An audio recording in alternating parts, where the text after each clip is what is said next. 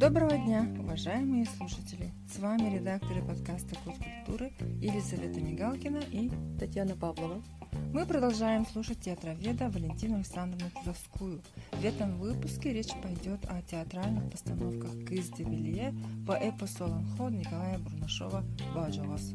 Спектакль о суровой деве-воительнице был представлен на сцене Сахатеатра еще в 2000 году режиссером Андреем Борисовым. И уже в 2001 году постановка получила «Золотую маску». Тогда главную роль сыграла Степанида Борисова. А через 19 лет «Кыз де Белие» был представлен молодым поколением учебным театром Арктического института культуры и искусств.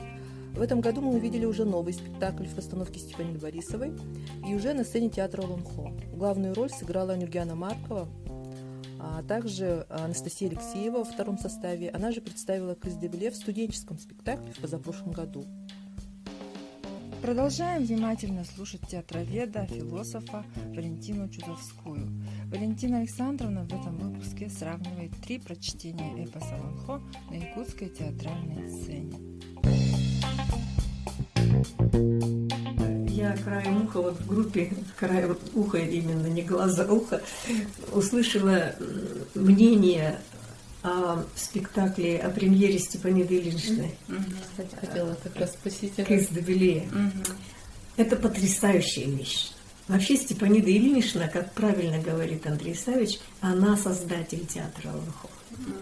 Борисов основатель, а она создатель, потому что сейчас вот вся эта труппа, это выученные Степанидой Ильиничной актеры.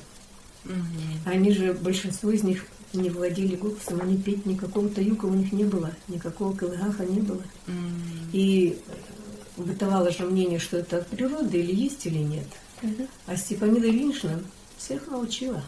Как раз «Кыз де Белие» — это сейчас тема моя, обмысливаю, обмозговываю. Много интересных вещей открылось мне после премьеры Степаниды Ильиничны. Ну, во-первых, это вместе с Сарданой Федотовой они сделали очень красивый спектакль, блестящий просто. Значит, я тут почитала, что это такое, не якутский, не такое, не сякое, что это там молодежь кривляется, что там такое. Значит, я стала думать, почему так нравится? Вот всем нравится. Причем там Нижний мир показан ярче, он более доработан. Они же в стесненных условиях репетировали. И Верхний мир, там, где «Кыз де Белие», «Белая орлица», там сверху это должен быть мощнее, чем он представлен на премьере. Но он еще будет, потому что они не успели все это сделать. Вот некоторые говорят, что верхний это как рай, нижний как ад, но это же в корне неверно. Это же ад и рай, это же миры ушедших людей, мертвых людей. Кто-то в раю, кто-то в аду. А 3 мира Аланхо — это совсем не то. И вот когда я увидела такой Нижний мир, какой сделала Степанида Ильинична, и какие костюмы сделала Сардана Федотова, я поняла, что это туда, в русле классического театра. Просто это сатирова драма. Помните?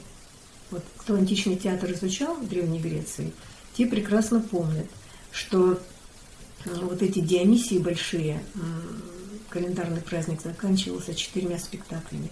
Там были 3 трагедии и 4-я сатирова драма.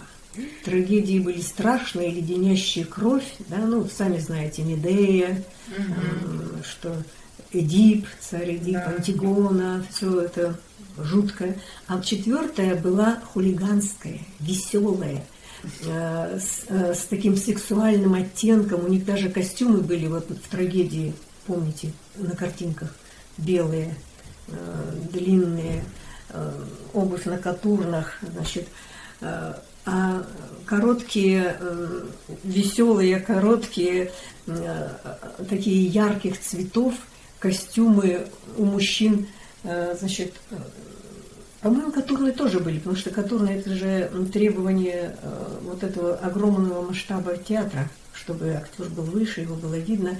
Но они буквально надевали на себя на поясе накладные фалсы. То есть они играли заведомо такую к оргии взывающую, к радости плотской, к жизни, да, к физической такое. любви. Почему? Потому что тогда человечество еще находилось на грани. Вообще оно выживет или оно не выживет. Вызовов было слишком много. И взаимоотношение было такое: человек и природа. Надо было размножаться. Отсюда вот очень здорово у Ницше написано, почему вот культ фалоса, культ беременности, освящение всего этого. Он говорит, человечество современное бросило грязь в святая святых. Это то, от чего человечество наше возрождается. Если оно будет постоянно уходить в ужасы рока, вот такой драмы, да, и переживать там за Медею, Ясона и так далее, то какое будет состояние у человека? И вот эта 4-я, значит, сатирова драма, она снимает эти стрессы и взывает к винопитию, к плотской любви, и все это происходит замечательным образом. В Древней Греции они резвятся, поют как дети, счастливы и размножаются. И размножаются. Да. Это жизнь. Это жизнь. А я думаю, ну хорошо, сатирова драма по форме похожа, тем более, почему я вот еще акцентирую работу художника по костюмам, Сардана Симоновна. Она сделала такие костюмы, они как бы комбинезончик светлый, и у них очень много вот пояса с опущенными такими концами длинными. И у них часто такие позы, когда они делают выпады, поднимают ноги, и вот это намек на болтающиеся впереди причиндалы, да, они вызывают какой-то, во-первых, смех, потом они сделаны, ну как сказать, тонко, красиво все это выглядит. И естественно. Стильно, совершенно верно. Вот это так можно, такой костюм можно носить сейчас на улице. Просто неудобно, что эти веревки могут там за дверь зацепиться. Или в автобусе дверь прищемить. Но одним словом, это очень стильно, и это созвучно с сатировой драмой. Так? Тогда, значит, я стала думать, а ну что, сатировая драма, а нижний мир-то? Что же это такое, этот загадочный нижний мир якутского Аланхо? Вот вспомните, какие там типы-то. Одноглазый, одноногий, однорукий. Вспихляющимися Да. костями. Такое же было. Да. Это кто такой? Ущербный, бедный. Ущербный, бедный или... Убогий, сирый, не знаю. Это никакой. Это не делающий. Пустой. Абсолютно. Это зло. Потому что он никакой, но при этом он может... Что он может делать? Что он может? Не знаю. Злые духи Нижнего мира. Они Обамы, хотят все что время могут? украсть девушку. Украсть. Они могут перевоплощаться.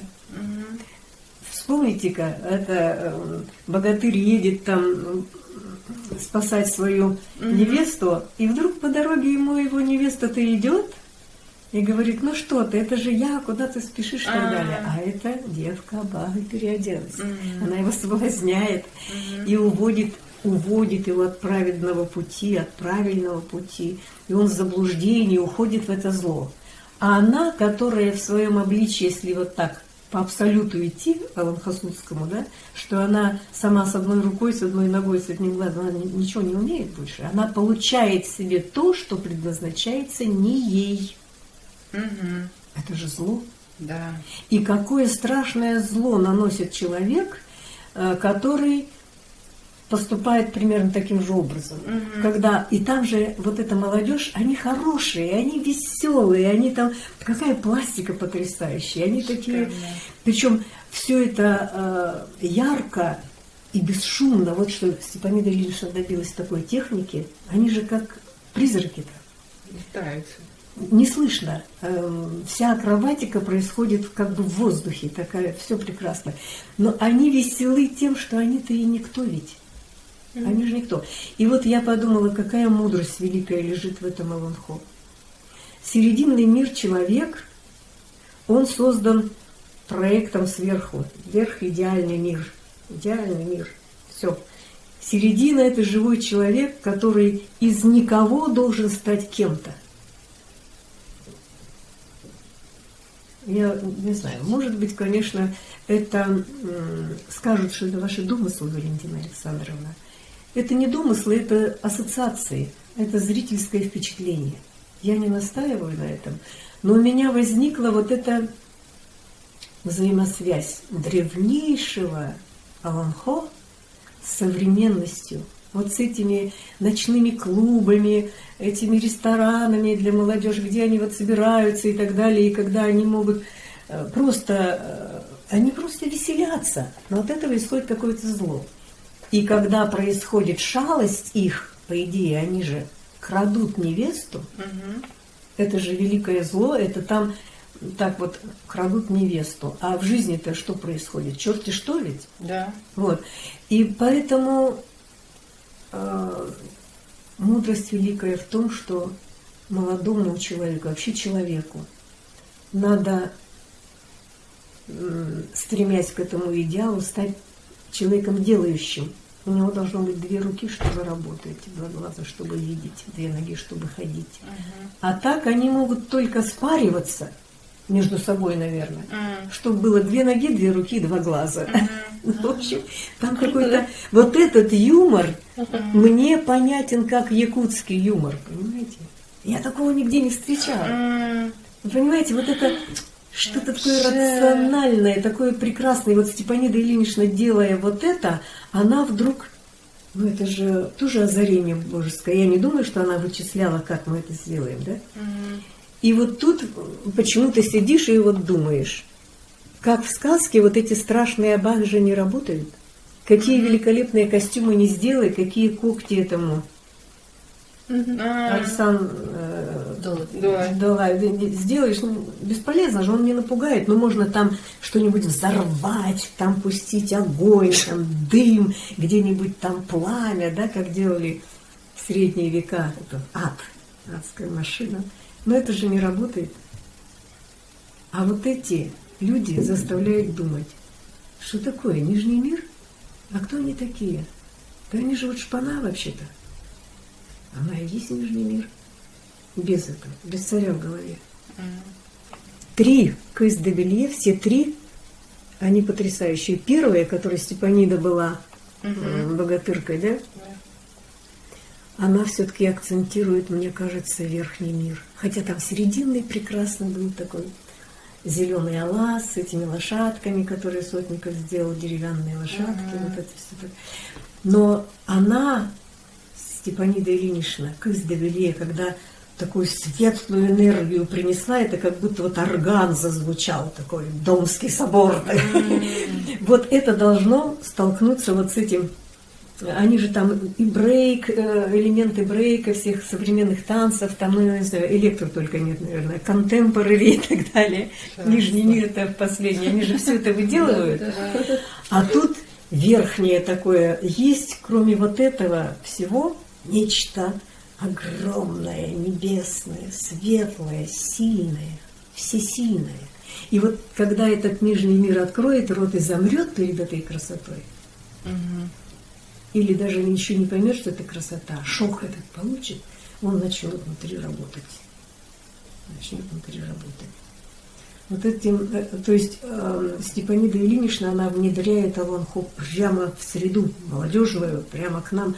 Вспомните их, у Таганки ее. Да. Удагаттар, это же тоже молодежный спектакль, веселый до чертиков. Самое настоящее, это самое Аланхо, даже в тексты там расшифровывал со специалистами. Вот, и мне кажется, там вот. А Марии Маркеловны, что мне очень нравится, у нее такой живой и мощный серединный мир. Вот 3 этих постановки, они как бы 3 акцента разных. Если, значит, первый у Андрея Савича постановка, которую я «Золотую маску» получила, с Леной Гоголевой и с Геннадием Сотниковым сделанный, если он все-таки дает нам вот это дыхание верхнего мира через богатырку, улетающую, так, без пылинки чистые небеса свои, да, то у Марии Маркеловны студенты вот с этим, с элементами единоборств, с этим спортивным азартом, я бы сказала, спортивным азартом, с этой акробатикой, с работой с предметами, они вот такой как бы красоту молодости серединного мира. Может, от того, что он студенческий, я так трактую. Но мне кажется, что там у меня впечатление, конечно, очень хорошее от Насти Кыц-де-Вилье. Значит, это, мне кажется, очень точно еще тогда в студенческом варианте. У Насти, у той маленькой студентки, роль уже была внутри созрелая, но она, может быть, еще фактурно, как-то еще голосово, может быть, еще не вошла в полную силу, но уже это была сила небес. Внутренняя уже готовность. Да, внутренняя готовность была. Вот. А третье, вот это Степаниды Ильиничны, пока на сегодняшнем этапе это для меня разгадка, для меня лично разгадка нижнего мира. И я ожидаю столкновения вот этого потрясающего, всезаполоняющего света верхнего мира. Оно там намечено, и оно прекрасно сделано в танце-то. У них борьба-то какая. Главный бой, который 30 дней идет и 3 ночи, они же пластически его сделали. И вот этот танец, даже танцем назвать не точно будет, этот пластический этюд, он сделан как пластика нижнего мира, пластика верхнего мира, они как бы борются, спорят, соперничают. И там же нет такого, чтобы там приемы применяли или там орудия, вот все эти ходили, мелькали. Там есть пластика, есть какая-то вот... Ну, они продолжают работать в своем стиле нижний мир.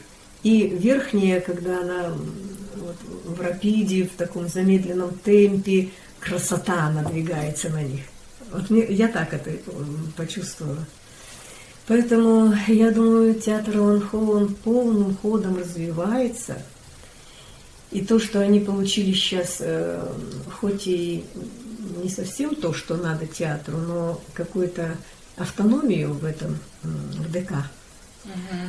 Это хорошо, они много занимаются танцами, они много поют, и это видно. Вот этот спектакль я поразилась. Я думала, это Мария Маркеловна сделала, она же такая спортивная, она замечательный тренер, кроме всего прочего. И я подошла к ней и сказала, как здорово, как хорошо сделано, это не я. Вот и до все сделала Степанида Ильинична. Я поразилась. Какая все-таки она сильная стежа. Благодарим Валентину Александровну за такой подробный анализ. В следующем выпуске речь пойдет о предназначении театра Алан-Хо. Оставайтесь с нами.